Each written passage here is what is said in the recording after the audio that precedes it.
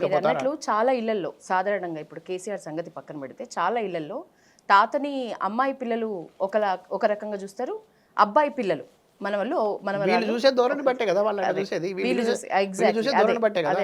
ఎందుకు నేను మళ్ళీ చెప్తున్నా, కొన్ని సందర్భాల్లో నిజాలు చేదుగా అనిపించవచ్చు, లేదంటే నేనేదో కొంచెం ఆవేశంగా మాట్లాడినట్టు అనిపించవచ్చు, కానీ ఈ పార్షియాలిటీ పోవాలి అంటున్నా.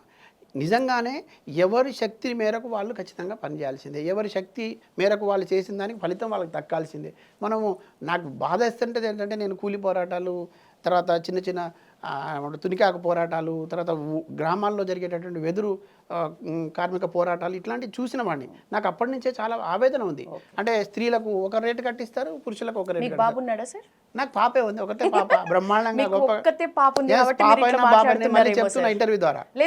బాబు లేడు కాబట్టి ఇట్లా మాట్లాడుతున్నారు. మీకు ఒక విషయం తెలవాలి, ప్రజలకు కూడా తెలవాలి. నన్ను కూడా చాలామంది ఏదో ఆషామాషిగా అనుకుంటూ ఉంటారు. నేనేం ఆషామాషిగా ఆలోచన చేయలేను. నేను 9వ తరగతి చదువుతున్నప్పుడు నాకు ఒక సందర్భం ఎదురైనప్పుడు దాన్ని దృష్టిలో పెట్టుకొని నేను పెళ్లి చేసుకుంటే ఖచ్చితంగా కులాంతర వివాహం చేసుకుంటానని, మతాంతర వివాహం చేసుకుంటానని ప్రతిన పూనుకున్నవాడిని, నేను రాసుకున్నవాడిని. ఆ రోజు అనుకున్న 100% దళిత అమ్మాయిని చేసుకున్నా. ఇవాటికి 23 ఏళ్ళు ఆదర్శ జీవితం గడుపుతా ఉన్నాను నేను. నా కుటుంబంలో నాకు, నా భార్యకు కానీ మాకు ఉండేటటువంటి చాలా అంశాల్లో నేను ఎక్కడ కూడా ఇట్లా ఆలోచించింది లేదు, అట్లా వెనక్కి పక్కకు పెట్టింది లేదు. రెండు కులాన్ని కూడా గౌరవిస్తాను, మతాన్ని కూడా గౌరవిస్తాను. నేను అట్లా చేయలేదు. పాపైనా బాబైనా ఒక్కరే ఉండాలని మేమిద్దరం అనుకొని ఇద్దరం కలిసి తీసుకురండి. మల్లు సరోజం గారు మాకు సాక్ష్యం. మల్లు సరోజం గారు నా పెళ్లిలో పక్కనుండి నా చేయి బట్టి రాయించినారు. నాకు నేను చాలా గర్వంగా చెప్తాను. బిడ్డ అయినా కొడుకైనా ఒకటే, వాళ్ళు సమాజానికి ఉపయోగపడేటటువంటి ఉండాలి. నేను సమాజానికి ఏమి ఇవ్వగలాలి. అమ్మాయి అయినా అబ్బాయి అయినా సమాన హక్కులు, 100% అండి, సమాన ప్రేమ, సమాన అభిమానం, దీనికి కట్టుబడి ఉన్న తల్లిదండ్రులు కూడా చాలా మంది ఉన్నారు. కానీ ఇవాళ అట్లా ఆలోచించకపోతే ఇప్పుడున్నటువంటి పరిస్థితుల్లో అసలు మనుషులుగా మనజాలారంటున్నా నేను. మీకు మానవత్వం ఎక్కడుందంటున్నా. మానవత్వం మీన్స్ ఏంటండి? మానవత్వం అంటే ఏంది? న్యాయంగా ఆలోచించటమే కదా, సరైనటువంటి అవకాశాలు కల్పించటమే కదా, సరైనటువంటి స్వేచ్ఛను ఇవ్వడమే కదా. నువ్వు ఒకరి స్వేచ్ఛను హరిస్తా, ఇంకొకరికి ఎక్కువ స్వేచ్ఛను ఇస్తానంటే నువ్వు మానవత్వం లేనట్టే కదా. నీకు అసలు కుటుంబంలో ఒక పెద్దగా ఉండే అర్హత లేదు, ఇక సమాజానికి ఏమి నాయకత్వం ఇస్తామంటా నేను.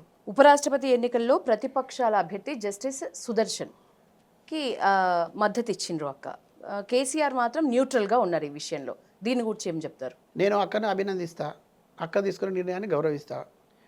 అది బీఆర్ఎస్ అనేది ఒక రాజకీయ పార్టీ, వాళ్ళు ఏ ఎత్తుగడతో నా నిర్ణయం తీసుకున్నారనేది నేను వాళ్ళకు వదిలేస్తున్నా.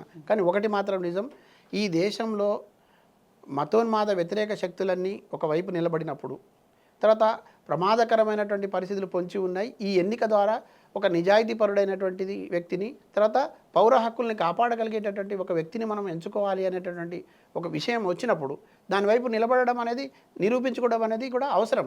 కానీ నిరూపించుకోకుండా ఉండడం అనేది, తర్వాత మీరు ఎటువైపు ఉన్నారనే విషయం తేల్చకుండా ఓటు హక్కును వినియోగించుకుంటూ ఉండడం అనేది ఇక ఆ రాజకీయ పార్టీ వాళ్ళు ఆన్సర్ చేయాలి. ఓకే, రాష్ట్రంలో 3 పార్టీలు సార్, బీఆర్ఎస్, రేవంత్ రెడ్డి సారథ్యంలో కాంగ్రెస్, బీజేపీ. ఈ 3 పార్టీలు ఉన్న ఈ రాష్ట్రంలో నిజంగా పొలిటికల్ వాక్యూమ్ ఇంకా ఉందా? నిజంగా కవితక్కకి ఇంతకు ముందుతో పోలిస్తే ఆదరణ పెరిగే అవకాశం ఉందా? నేను 2 విషయాలు చెప్పదలుచుకున్నా. ఒకటి, కవితక్కకు 100% ఆదరణ పెరిగింది, ఇంకా పెరుగుతుంది. కవిత తిరుగులేని నాయకురాలు, తిరుగులేని శక్తిగా ఎదుగుతుంది, దాంట్లో అనుమానం లేదు. నేను అది ప్రేమతో అభిమానంతో కాదు, నేను ఇక్కడ వాస్తవాలు గమనించి చెప్తున్నా. రెండో విషయం, కవితక్క ఒకవేళ రాజకీయ పార్టీ పెట్టినా పెట్టకపోయినా, కవితక్క నిజంగానే ఈ పరిస్థితి వచ్చినా రాకపోయినా ఇక్కడ ఒక రాజకీయ శూన్యత ఉన్నమాట నిజం. ఇంకొక రాజకీయ పార్టీకి అవకాశం ఉన్నమాట నిజం. ఇంకొక రాజకీయ పార్టీకి ఎందుకు అవకాశం ఉందంటే ప్రజల వైపు ఆలోచించేటటువంటి నాయకత్వం లేదు, ఆ పార్టీలకు ఆలోచన లేదని తేలమైంది. భారతీయ జనతా పార్టీ ఇక్కడ ఉన్నటువంటి పరిస్థితులు ఏం అనుసరిస్తుందో చూస్తున్నారు. కాంగ్రెస్ పార్టీ ఎంత ఫెయిల్యూర్ పాలిటిక్స్ చేస్తుందో చూస్తున్నారు. బీఆర్ఎస్ పార్టీ ఎంత సామాజిక న్యాయం ఇచ్చిందో చూస్తున్నారు. కాబట్టి 100% ఇప్పుడు ఉన్నటువంటి పరిస్థితుల్లో ఒక రాజకీయ పార్టీకి అయితే తప్పకుండా అవకాశం ఉంది. అది ఎవరి ద్వారా ఏర్పడుతుంది, ఎవరు దానికి నాయకత్వం వేస్తారు, ఎవరు ఆ రాజకీయ పార్టీని పెడతారనేది కొంతకాలం వెయిట్ చేయాలి. వెయిట్ చేస్తూ ఉంటే సమాజం నుంచి వచ్చేటటువంటి అవే మనకు కనపడతాయి. ఓకే, సొంత పార్టీ అంటున్నారు, September 7th ప్రకటించే అవకాశం ఉందంటున్నారు. ఈ విషయంలో మీకు ఎంతవరకు క్లారిటీ ఉంది? ఎవరి సొంత పార్టీ September 15 ఇప్పటి వరకు అయితే ఇవన్నీ ఊహాజనితాలేనండి. ఇవన్నీ ఊహలే, ఎవరికి వాళ్ళు పుకార్లు. పార్టీ పెట్టదా సార్? నేను మళ్ళీ చెప్తా ఉన్నా, నేను మళ్ళీ ఏమంటున్నా, పార్టీ పెట్టడం పెట్టకపోవడం అనేది ప్రజలు నిర్ణయించాలి, ఇక్కడున్న సమాజం నిర్ణయించాలి. రాజకీయ పార్టీగా ఉంటామా, ఉద్యమ సంస్థగా నిలబడాలనేది కూడా పార్టీ అది ప్రజలే నిర్ణయించాలి. కాబట్టి ప్రజల్లోకి వెళ్ళే ప్రయత్నం ఉన్నాము. ప్రజలకు దగ్గర కావడానికి మా ప్రయత్నాలన్నీ చేస్తూ ఉన్నాము.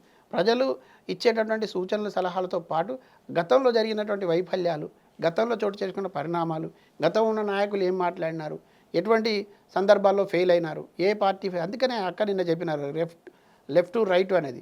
మాకు ఇక్కడ ఏ రకమైనటువంటి సిద్ధాంత వైరుధ్యాలు ఏం లేవు. మాదొకటే ఒక సిద్ధాంతం, ప్రజలకు అనుకూలమైనటువంటి పాలన ఉండాలి, ప్రజలు కోరుకున్న వాళ్ళు ప్రజాప్రతినిధిగా ఉండాలి, ప్రజలు ఆశించిన ఫలితాలు ఈ ప్రభుత్వాల నుంచి బయటికి రావాలి. ఫైనల్ క్వశ్చన్ సార్, బతుకమ్మ పండుగ వస్తుంది, తెలంగాణ జాగృతి ప్రణాళిక కవితక్క అడుగులు ఎట్లా ఉండే అవకాశం ఉంది, ప్లానింగ్ ఏంటి? అంటే ఒకటి నిజం, ఇక్కడ సంస్కృతి సంప్రదాయాల్ని పరిరక్షించడం కోసం జాగృతి సంస్థ పుట్టింది. జాగృతి సంస్థ చాలా గొప్పగా పనిచేసింది. పోయినసారి దురదృష్టవశాత్తు ఈ సందర్భంగా అక్క ప్రజల మధ్య లేదు కాబట్టి అది జరగలేదు. ఇప్పుడు ఖచ్చితంగా బతుకమ్మ పండుగలు ఉంటాయి. బతుకమ్మ వేడుకలలో అవకాశం ఉన్నంత మేరకు అక్క అటెండ్ అయ్యే అవకాశం ఉంటుంది. తప్పకుండా ప్రజల మధ్యనే ఉంటుంది, ప్రజలతోనే ఉంటుంది. కాకపోతే గతంలో ఉన్నటువంటి పరిస్థితికిను ఇప్పుడున్నటువంటి పరిస్థితికి కొంత భిన్నంగా ఉంది కాబట్టి అవకాశాన్ని బట్టి, ఆ సందర్భాన్ని బట్టి, వీలుని బట్టి తప్పకుండా ప్రజలు ఉంటుంది. బతుకమ్మ అనేది అసలు కవితక్క ఇక్కడి నుంచి ప్రపంచానికి చాటి చెప్పింది కాబట్టి అందులో నుంచి మేము పక్కకు జరగడము లేకపోతే అది ఇప్పుడు చేయకుండా ఉండడము అని చేస్తున్న ప్రచారాలకు నిజం లేదు. ఖచ్చితంగా బతుకమ్మ పండుగల్లో పాల్గొంటాం, వేడుకలు నిర్వహిస్తాం, ఘనంగా నిర్వహిస్తాం. ఒక రాజకీయ విశ్లేషకులు ఇస్మాయిల్ సార్ జాగృతి లీడర్ అయినారు. సో మంచి చెడు అన్ని పార్టీల గురించి ఉన్న తప్పులు కానీ ఒప్పులు కానీ నిర్మోహమాటంగా చెప్పగలిగే వ్యక్తి మీరు. సో జాగృతి లీడర్గా మారినారు. సో మీరు కూడా ఏం కోరుకుంటున్నారు మనస్ఫూర్తిగా కవితక్క ఎపిసోడ్లో మీరు కోరుకున్నది ఏంటి? నేను చాలా నిజాయితీగా చెప్తా ఉన్నా, చాలా తక్కువ మందికి ఉంటుంది ధైర్యం. నేను చాలా ధైర్యంగా చెప్తా ఉన్నా. నేను నికార్స్ అయినటువంటి తెలంగాణవాదిని, నికార్స్ అయినటువంటి తెలంగాణ బిడ్డను. ఒకటి, నేను దగాపడినటువంటి తెలంగాణ ఉద్యమకారులను, నేను దగాపడినటువంటి తెలంగాణ ఉద్యమ బిడ్డను. కాబట్టి దగాపడినటువంటి ఉద్యమ బిడ్డలందరి ఆకాంక్షలే నా ఆకాంక్షలు. ఇక్కడ తెలంగాణ సమాజం ఏం కోల్పోయిందో వైభవం అది పునర్నిర్మాణం చేయాలి, పునర్నిర్మించబడాలా. తర్వాత భౌగోళిక తెలంగాణ మాత్రమే కాదు మేము కలలుగన్నది అమరులు మాకు చెప్పింది. తర్వాత అమరుల ఆశయాల కోసం అని మాట్లాడుతున్న ప్రతి సందర్భం లోపల వాటన్నిటి తీసుకుని వచ్చినాం. కాబట్టి ఇక్కడ సామాజిక తెలంగాణ నిర్మాణం ఖచ్చితంగా జరగాల. అన్ని వర్గాల ప్రజలకు ఇక్కడ సంపదలో హక్కు కలగాల, తర్వాత రాజకీయంలో హక్కు కలగాలి, పాలనలో హక్కు కలగాల. దానికోసం జరిగేటటువంటి ప్రయత్నాలలో ఏ సామాజిక నేపథ్యంలో నుంచి అయితే వచ్చి ఉద్యమాలు నిర్వహించి ఇంత దాకా వచ్చినామో రేపు కూడా ప్రజా సమూహాల వెంట మెజారిటీ ప్రజల ఆకాంక్షలకు అనుగుణంగానే నేను కవితక్కతో ఖచ్చితంగా 100% భాగస్వామ్యాన్ని అందిస్తా. ఆమె ఆలోచనలు కూడా ఇదే కాబట్టి పూర్తి స్థాయిలో కవితక్కతో కలిసి ముందుకు సాగడమే. భవిష్యత్తులో ఎటువంటి పరిస్థితులు ఎటు దారి తీస్తాయని ఎవరు చెప్పలేము. కానీ ఒకటి నిజం, ప్రజల వెంట నడిచేటప్పుడు ఎక్కడ కూడా వెనకడికి వేసేది లేదు. బెదిరింపులు వస్తున్నాయి, చాలామంది వార్నింగ్లు వస్తున్నాయి. నేను మళ్ళీ చెప్తున్నా, చావులకు దగ్గర దాకా వెళ్ళి వచ్చిన వాడిని. ఒక సందర్భంలో కాదు, నా చరిత్ర మీరు కనుక్కోండి. ఒకవేళ కనుక్కోకుండా ఇంకా నిన్న మొన్న రాత్రులు నా కోసం చేసినటువంటి అన్వేషణలు మీరు దయచేసి మానుకుంటే మంచిది. ఒకవేళ మానుకోకపోతే ప్రజాక్షేత్రంలో ఇక అది మీకు ఏమవుతుందో మీరే ఆలోచించుకోవాలా. నేను ఈ చావులకు బెదిరింపులకు భయపడేవాడిని కాదు. ఎస్, ఆర్థికంగా బలంగా లేకపోవచ్చు, కానీ మానసికంగా చాలా బలంగా ఉన్నవాడిని. తర్వాత ప్రజా సమూహాల ఆకాంక్షలకు అనుగుణంగా ఎదిగి వచ్చిన వాడిని.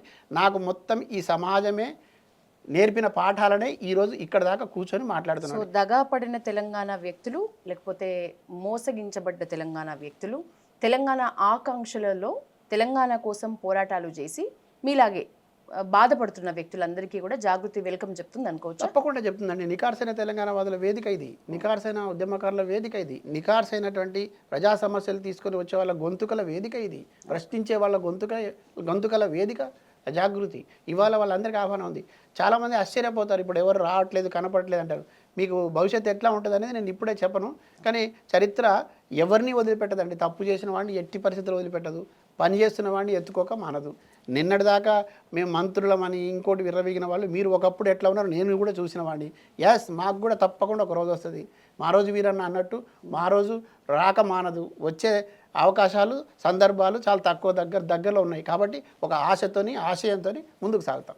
ఎస్ సార్, ఆర్థికంగా నేను బలంగా లేకపోవచ్చు అని అంటూనే ఎంత నిండు మనసుతో మీరు ఒక సామాజిక తెలంగాణ కోసం అడుగులు వేస్తున్న కవితక్కతో ఉన్నారు అనేది మాత్రం మాకు నిజంగా ప్రస్ఫుటంగా మీ మాటల్లో కనిపించింది.